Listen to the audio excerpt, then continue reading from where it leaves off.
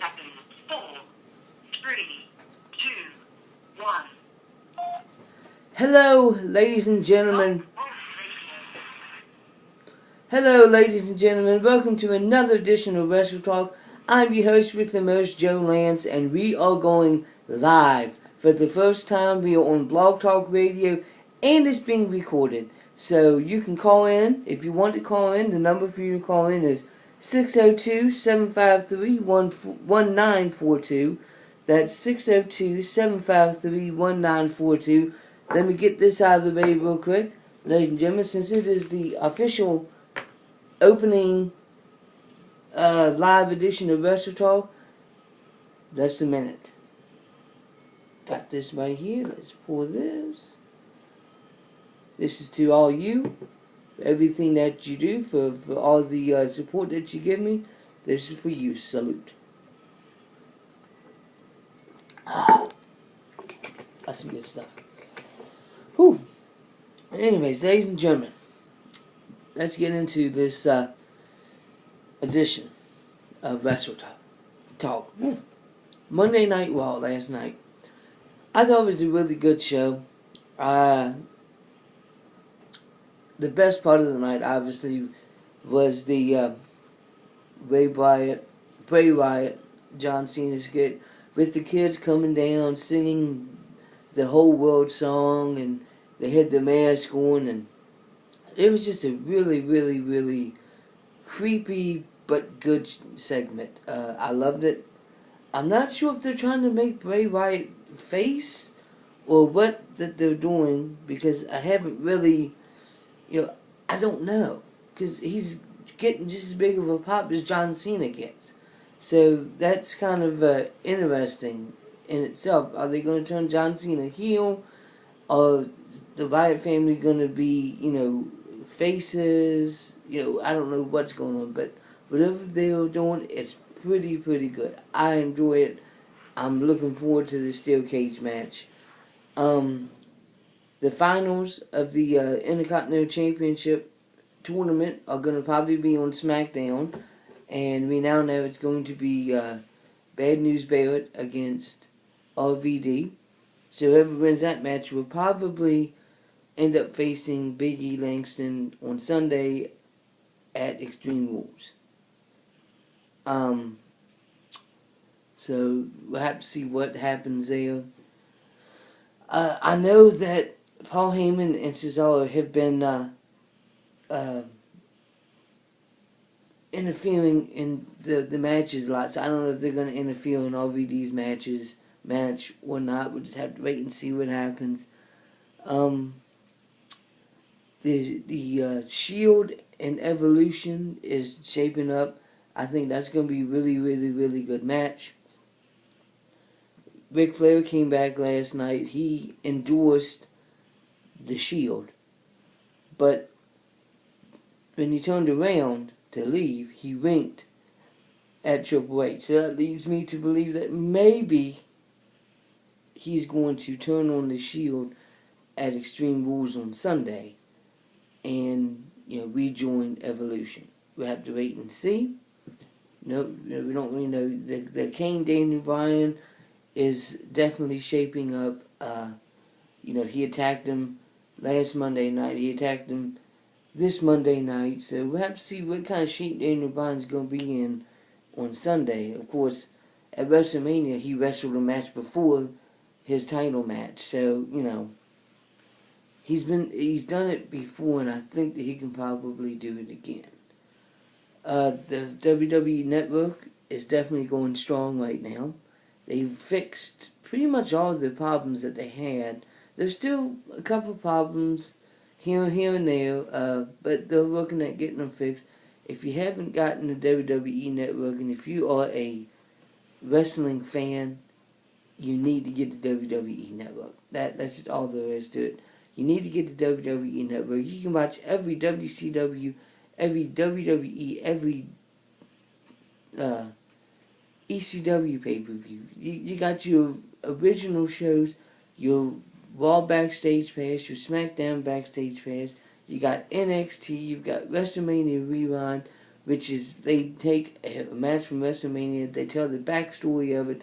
You hear commentary from, some of the wrestlers from past and present, as well as you get to watch the match as well. So it definitely is worth it. They also have the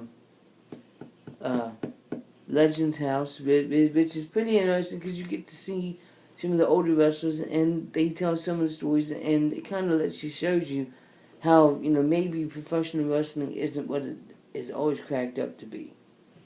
But anyways, like I said, ladies and gentlemen, if you want to call in, the number is 602-753-1942. We don't have any calls yet. Hopefully we'll get at least 1 or 2 calls. We'll have to wait and see. But let's continue. TNA Sacrifice was last Sunday. Eric Young retained his heavyweight title with a clean pin over Magnus.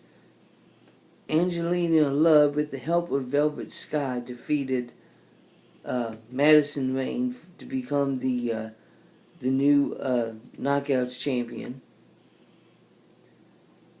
The All-American Wolves defeated the Bromans for the Impact, for the TNA tag team titles, and Dixie Carter made her return to TNA on Sunday.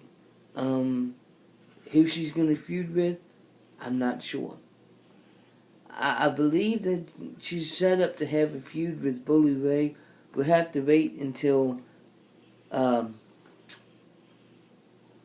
Thursday to find out, what's going on.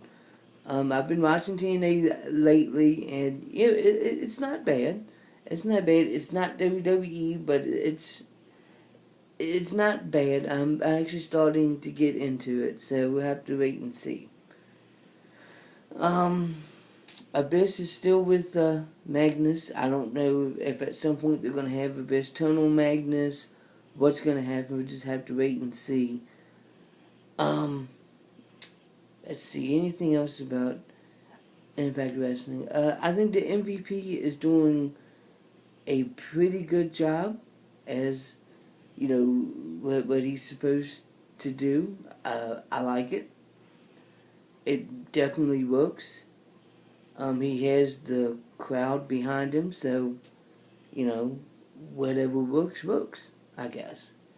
The Sammy Shaw, Mr. Anderson, it's kind of creepy. He's like the stalker for, I can't remember her name. He's Christy Hemme.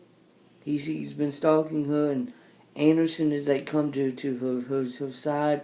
They had a match at Sacrifice, and Christy actually ended up helping Mr. Anderson defeat Sammy Shaw. So, and maybe the end of Sammy Shaw, we don't know. Knox has returned home to his family, and I guess he's coming back with them. I don't know what's going on. That's going to be interesting to see. Apparently his family is involved in the carnival, so we'll have to see. Once again, we don't have any calls yet. The number is 602-753-1942. That's 602-753-1942. There's a couple independent shows that I wanted to talk about. The LTW show, May 3rd, at the Randy R. Smith Recreation Center in Inwood, West Virginia. Bell time is at 7 p.m. You're going to see wrestlers like Jacob Young, Robbie Page, Chris Morgan, Crucial Impact, WWE Hall of Famer Nikolai Volkov,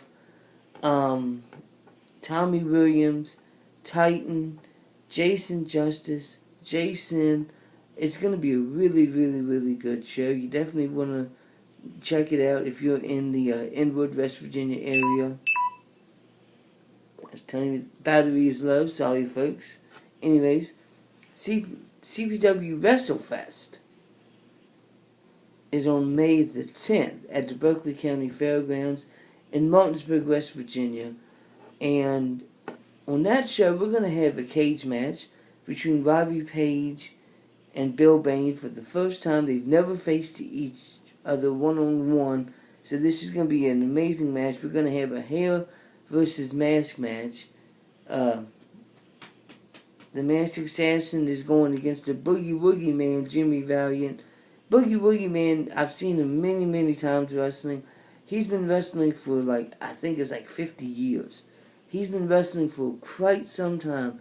It's a really big accomplishment to see, somebody, that is still wrestling after all these years. Is he going to be able to remove the mask of the Masked Assassin? Or is he going to lose his hair? We'll have to wait and see. We're going to have a lumberjack match. We're going to have a double ring battle royal. You get thrown out of one ring, you go into the other ring, you get thrown out of that ring, and that's when you get eliminated.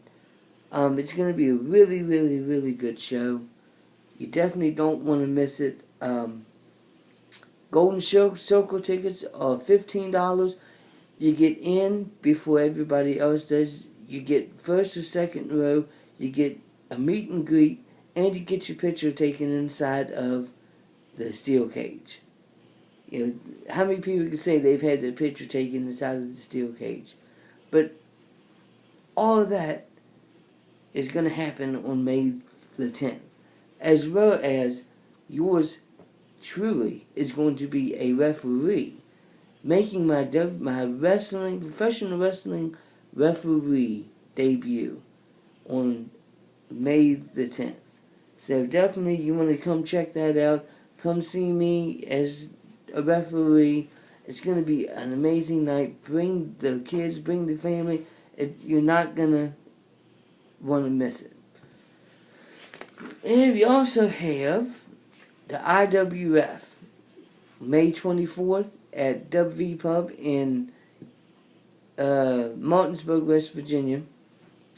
We had the Deed for the Pub. You're going to see wrestlers like Robbie Page, T-Time Anthony Odyssey, Titan, Draconis, Shane Shatters, Jason Justice, Corey Bush, Joey Landis, and of course yours truly is going to be a referee.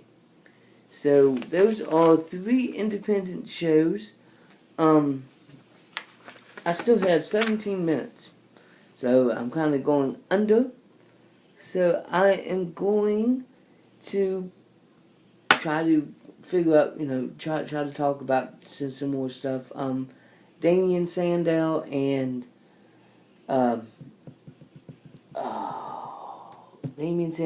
Hugh Jackman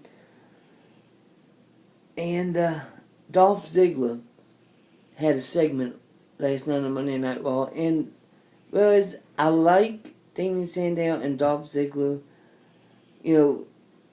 it's kind of saddening to see the pushes that they've been getting. Damien Sandow, he won the Money in the Bank. He wrestled for the WWE title against John Cena.